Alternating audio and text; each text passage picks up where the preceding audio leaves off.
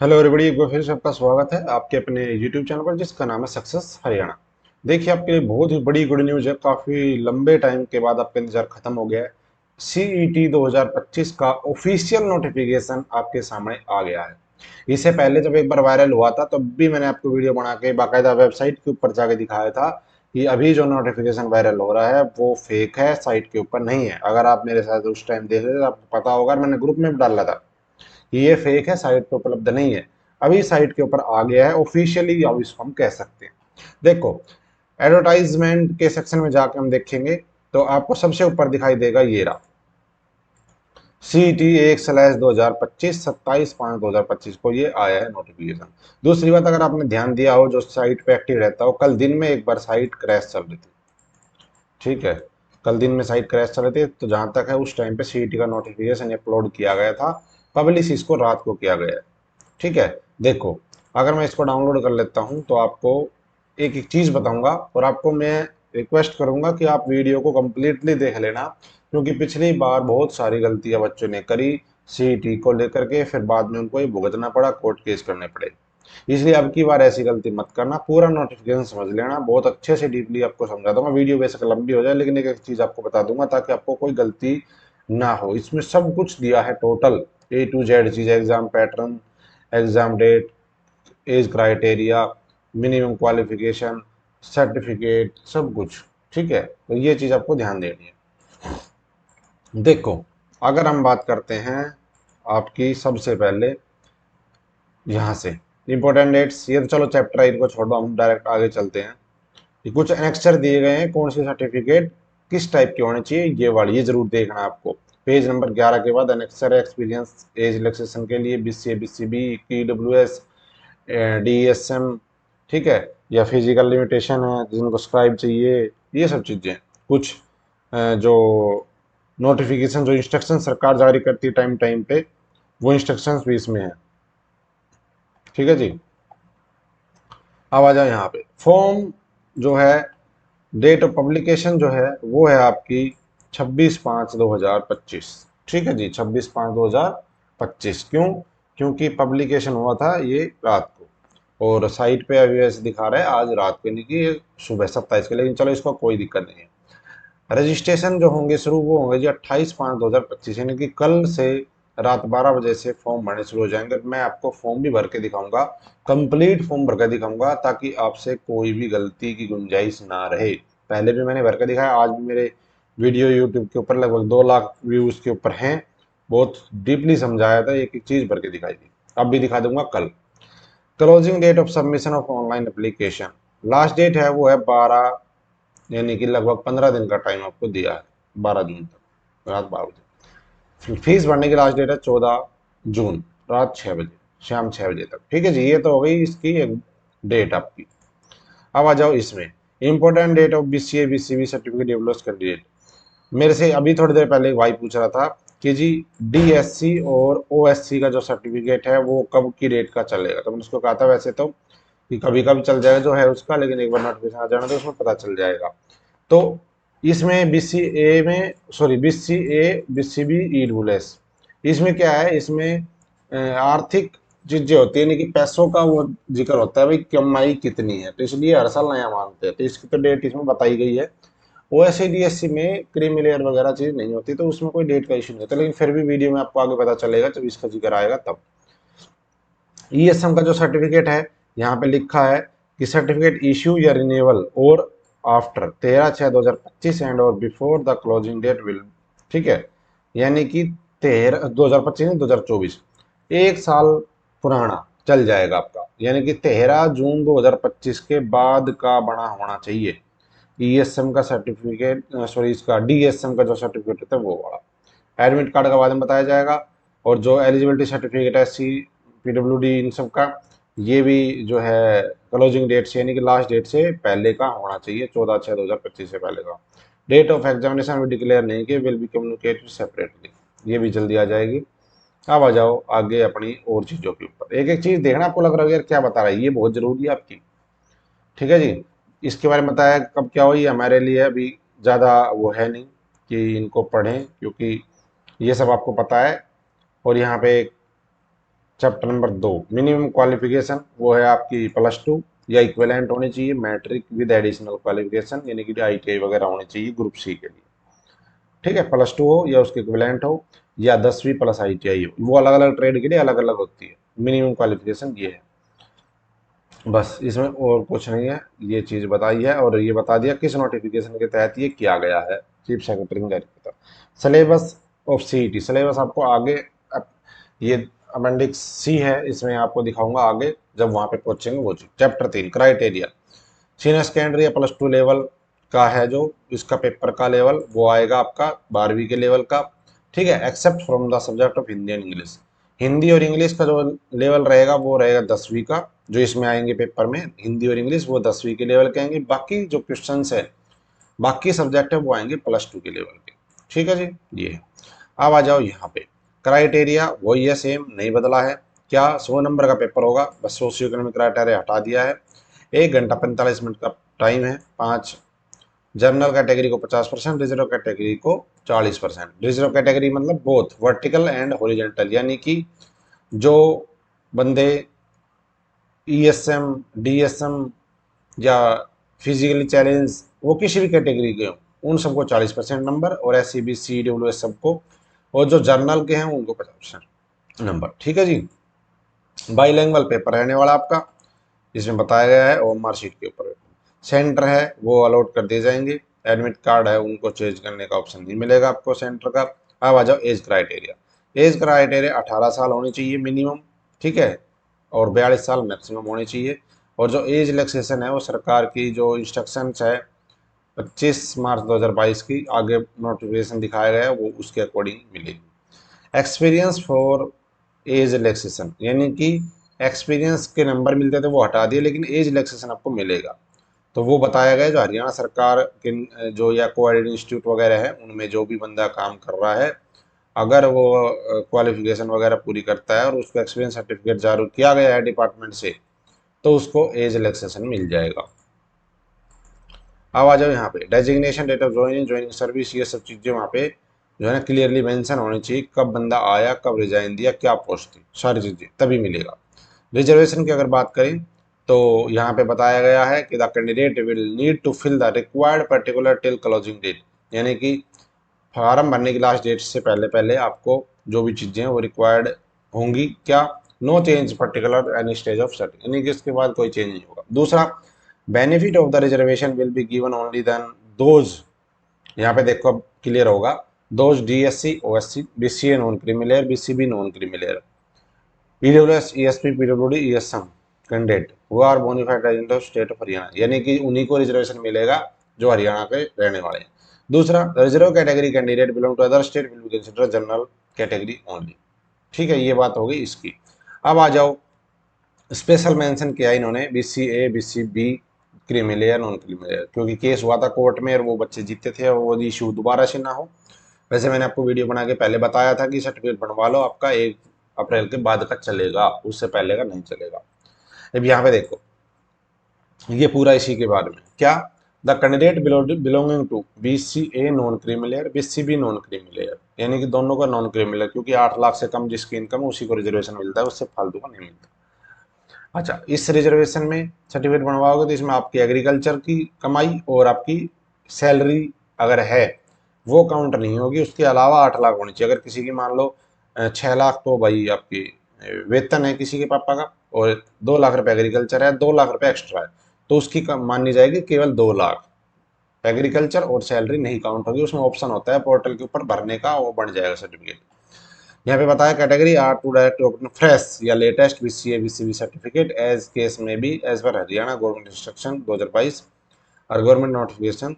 जी, नीचे एक और नोटिफिकेशन लगा है 16 जुलाई 2024 का, यानी कि फ्रेश बिल्कुल होना चाहिए। और यहाँ पे लिखा भी है the certificate should be issue और ऑन और आफ्टर 1/4/2025 ऑन और before the closing date of registration of CET, मतलब 1/4/2025 से बाद का होना चाहिए और फार्म भरने की लास्ट डेट से पहले का होना चाहिए। इसका मतलब क्या हुआ, 1/4/2025 से लेकर के और 12/6/2025 इस डेट के बीच का होना चाहिए। बस ये आप ध्यान कर लेना, जिसने नहीं लगाया उसको रिजर्वेशन नहीं मिलेगा। दूसरा एक चीज जरूर ध्यान देना, एक सर्टिफिकेट बनता है एडमिशन के लिए और एक बनता है जॉब के लिए। आपको ब्रांड लगाना है जॉब वाला, ध्यान देना ये चीज। उस पोर्टल पे दोनों ऑप्शन होते हैं, कभी आप सरकारी कॉलेजों में दाखिला वाला लगवा दो, फिर आपका फिर रिजेक्ट हो जाएगा, आपकी गलती होगी और केस करना पड़ेगा और फिर आप हारोगे, क्योंकि केस हर बार नहीं जीतते, आपका ग्राउंड भी होना चाहिए कुछ। BCA BCB candidate of the Haryana who have fall in the creamy layer separately government institution not entitled to benefit reservation and they should be considered a general category for all intent of purpose। यानी कि जो creamy layer में आते हैं, ये तो है non creamy layer, जो क्रीमी लेयर में आते हैं उनको जनरल कैटेगरी में कंसिडर किया जाएगा सभी चीजों के लिए। और यहाँ पे लिखा भी है BCA BCB certificate issue for contesting for the Panchayati Raj election shall not be considered. यानी जो पंचायती राज इलेक्शन वाला इशू होता है वो वाला नहीं चलेगा। ओबीसी सर्टिफिकेट मान्य नहीं हो, क्योंकि ओबीसी होता है सेंट्रल गवर्नमेंट की जॉब के लिए। ऐसे ईडब्ल्यूएस का होता है, ये भी ध्यान देना, उनका भी सेंट्रल गवर्नमेंट का अलग होता है, कभी वो चेप दो। और ये परफॉर्म बताया है नीचे एनेक्सर 2 में, वो देखेंगे। ईडब्ल्यूएस कैटेगरी के लिए भी सेम है, इंस्ट्रक्शन जो आई थी इनका भी वही 1/4/2025 के बाद का होना चाहिए और लास्ट डेट से पहले का होना चाहिए। ठीक है, जिसने नहीं बनवाया अभी बनवा लो भाई आज ही। और सेंट्रल गवर्नमेंट वाला ईडब्ल्यूएस नहीं चलेगा, फार्म भरने की लास्ट डेट के बाद का भी ईडब्ल्यूएस नहीं चलेगा। अब आ जाओ DSC और OSC। यहाँ पे है आपकी क्लियरिटी कि DSC और OSC का रिजर्वेशन का सर्टिफिकेट कब का चलेगा। यहाँ पे इन्होंने बताया है कि भाई एज पर गवर्नमेंट इंस्ट्रक्शन, ये इंस्ट्रक्शन आई थी सरकार की 13/11/2024 की for the purpose reservation SCBC 2 category, ये वो अर्ली DSC है, मैं बताता हूँ कब का है। ठीक है, appendix B as per the matter abundant caution it is clarified that the DSC OSC certificate must have been issued on the before of the closing date of registration। बस देखो वहां पे क्या चीज थी, वहां पे लिखा था कि भाई आपका 1 अप्रैल के बाद का होना चाहिए ऊपर BCA BCB EWS का, और लास्ट डेट से पहले का। इसमें क्या लिखा है, इसमें लिखा है सिर्फ कि लास्ट डेट से पहले का होना चाहिए, before the closing date of registration of CET। मतलब लास्ट डेट कब है, लास्ट डेट है जी 12/6/2025। यानी कि जिन्होंने बनवा लिया ना अभी पहले, कभी बनवाया हो उनका चलेगा। ठीक है, क्यों, क्योंकि इसमें क्रीमी लेयर और नॉन क्रीमी लेयर नहीं होता। जहां पे creamy layer non creamy layer आ जाती है वहां पे हर साल हर फाइनेंशियल ईयर में नया बनता है, क्योंकि इनकम बढ़ती घटती रहती है। इसमें सिर्फ क्या है, इसमें कैटेगरी बताई है कि DSC में ये कास्ट आएंगी और OSC में ये कास्ट आएंगी, उनके लिए कोई फाइनेंशियल क्राइटेरिया सरकार ने डिक्लेयर नहीं किया, इसलिए उस चीज का आपका कोई डेट फिक्स नहीं है कि कब बना होना चाहिए, सिर्फ लास्ट डेट से पहले का होना चाहिए। ठीक है, तो जिसने बनवा लिया वो निश्चिंत रहे, आपका वही चलेगा। किसका, सिर्फ OSC और DSC का।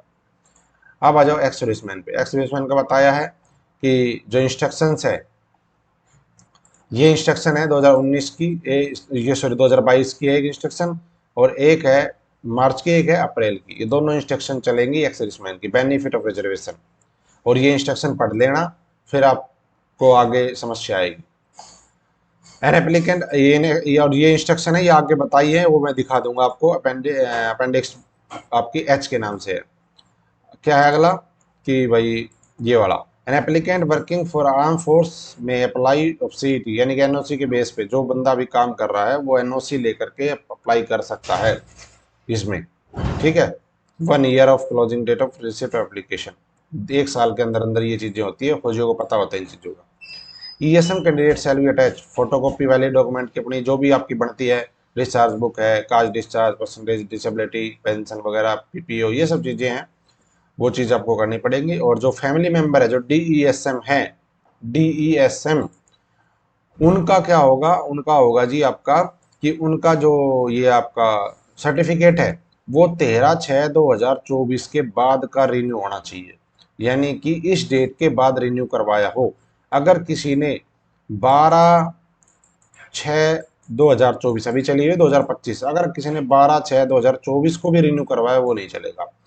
13/6/2024 को ना, सॉरी 24 के बाद का रिन्यू होना चाहिए, यानी कि 14 तारीख से रिन्यू होना चाहिए और लास्ट डेट से पहले का होना चाहिए। लास्ट डेट क्या, यानी कि लगभग 1 साल पुराना आपका मांगा गया है। फॉर्मेट बद दिखाया एनेक्स्चर 4 इसमें बताया गया है ये चीज। अगर किसी का ऐसा नहीं है फिर वो कंसिडर नहीं होगा। और यहाँ पे बताया था बेनिफिट ऑफ रिजर्वेशन चिल्ड्रन या grand children of freedom fighter will be as the government instruction. सरकार ने इंस्ट्रक्शन जारी की थी आपकी 26 अप्रैल 2022 को, किसके लिए, डिपेंडेंट फ्रीडम फाइटर के लिए, उनके ऊपर ये इंस्ट्रक्शन लागू होगी। ये बताया है अपेंडिक्स आई में। अब आ जाओ चैप्टर नंबर 6, क्या है, पर्सन ऑफ डिसेबिलिटी, इनका बताया गया है इसमें।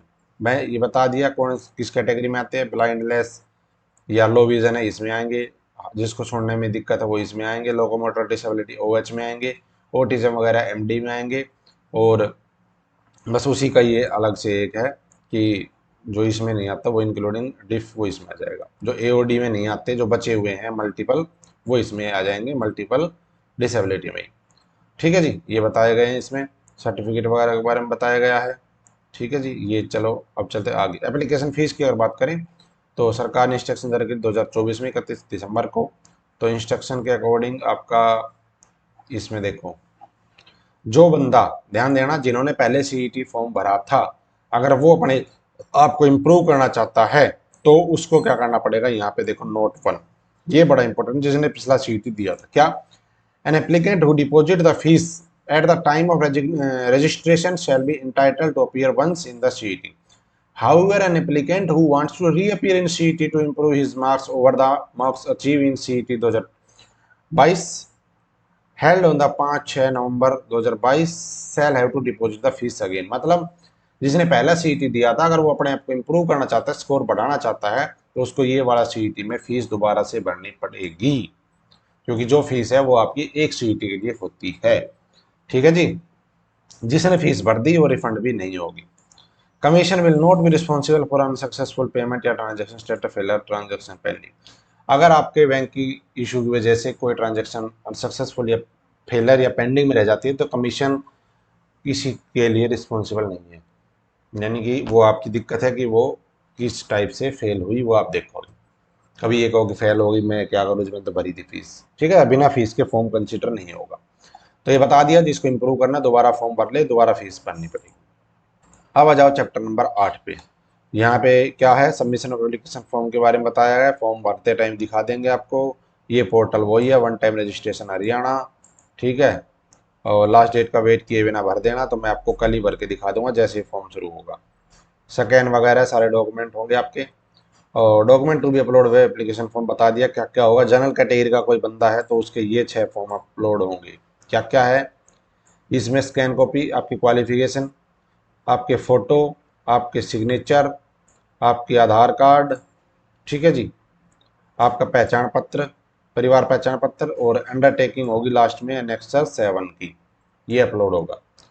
ये है जनरल कैटेगरी के लिए। अब सेम रहेगा सबके लिए, लेकिन बस थोड़ा थोड़ा बढ़ता रहेगा। जैसे क्या, अगर कोई DSC OSC का है तो ये चीज़ें तो आई गई यहाँ तक, फैमिली ID तक। अब छठा इनका बढ़ा दिया, रेजिडेंस सर्टिफिकेट, क्योंकि जनरल को जरूरत होती नहीं, जनरल तो सब बराबर है। सातवां हो गया इनकी जो OSC DSC है वो वाली सर्टिफिकेट। आठवां हो गया कोई रिजर्वेशन सर्टिफिकेट, इसके अलावा कुछ एप्लीकेबल हो तो, कोई PH हो, फिजिकल हैंडीकैप हो, या कोई DSM हो इसका, तो वो वाली चीज़ें। और नो अंडरटेकिंग जो इसमें था वही सेम, ऐसे BCA का सेम है, वही सारी चीज़ें, बस अपने सर्टिफिकेट 7 नंबर पे इनकी है certificate copy, same to same. BCB का सेम है। OBC अदर कोई रिजर्वेशन है कुछ है तो सेम टू सेम वो है, नो के नो पॉइंट। EWS के भी सेम, नो कोई पॉइंट है। ESP के भी सेम, नो पॉइंट है। बस उनको कास्ट सर्टिफिकेट अपलोड करना होता है, इनको अपना स्पोर्ट्स ग्रेजुएशन 2018 पॉलिसी उसके अकॉर्डिंग वो बढ़ना पड़ेगा। ठीक है, अदर रिजर्वेशन सर्टिफिकेट मतलब कोई ESP है लेकिन BCB कैटेगरी का हो तो उसको ये वाला करना पड़ेगा। ESM है उनका थोड़ा सा एक बढ़ जाएगा, क्या, उनको ये सारी चीज़ें तो करनी है, अपना discharge book, no objection certificate, NOC वगैरह अगर लागू है तो, अगर वो ऑलरेडी नो जॉब कर रहा है तब, अगर रिटायर हो गया तो उसको ये जरूरत नहीं है, ध्यान दे लेना इस चीज़ का। बस वही चीज़ है, बाकी सेम है, रिजर्वेशन सर्टिफिकेट यहाँ पे अपलोड कर देना। ऐसे डिसेबल ESM है, सेम उनकी वही चीज़ है। Family of depend disable ESM उनकी भी वही है, उनका सर्टिफिकेट अपलोड होगा, बस अपना जो उनका एलिजिबल होता है DSM का। Family member of ex serviceman same है। डिपेंडेंट फ्रीडम फाइटर है, उनका भी सेम है, उनको भी एक सर्टिफिकेट अपलोड करना होता है। PWD भी सेम है, नो के नो। और जो बंदे एक्सपीरियंस के द्वारा एज में रिलैक्सेशन चाहते हैं, for the candidate claim benefit organisation ad hoc contract work charge daily wages basis, regular employ को नहीं मिलता है, ध्यान दे लेना, उनको भी अपना सेम है। बस उनको ये 7वां पॉइंट है, अपनी एक प्रूफ देना पड़ेगा डिपार्टमेंट से स्कैन करवा के वो लेके, जिसमें बाकायदा मेंशन हो कि कब ज्वाइनिंग हुई और कब आपने वहाँ से रिजाइन दिया या जब आप हटाए, वो चीज़ होनी चाहिए। कुछ इंस्ट्रक्शंस हैं तो इंस्ट्रक्शंस तो मैं आपको बता ही दूंगा जब आएगा, इसमें ऐसा कुछ खास नहीं है, बस वही है। बस 250 रुपये जो आपकी फ़ीस है वो आपको भरनी पड़ेगी। सॉरी, ये तो है आंसर की। वैसे भी फीस 250 ही होती है वैसे। ठीक है, ये चीज़ है। मिसलेनियस प्रोविज़न बताए गए, कमीशन का फाइनल होगा। ये चीज़ें तो हर बार लिखी होती है, कोई दिक्कत नहीं इसमें। और भाई कोई अगर हम मिसकंडक्ट करते हैं तो आपके खिलाफ ये पेनल्टी लग सकती है। आप नकल करते पकड़े गए या कुछ चीटिंग करते, कुछ भी हो, ये पेनल्टी है, ये हर बार होता है, ये पढ़ लेना अपना।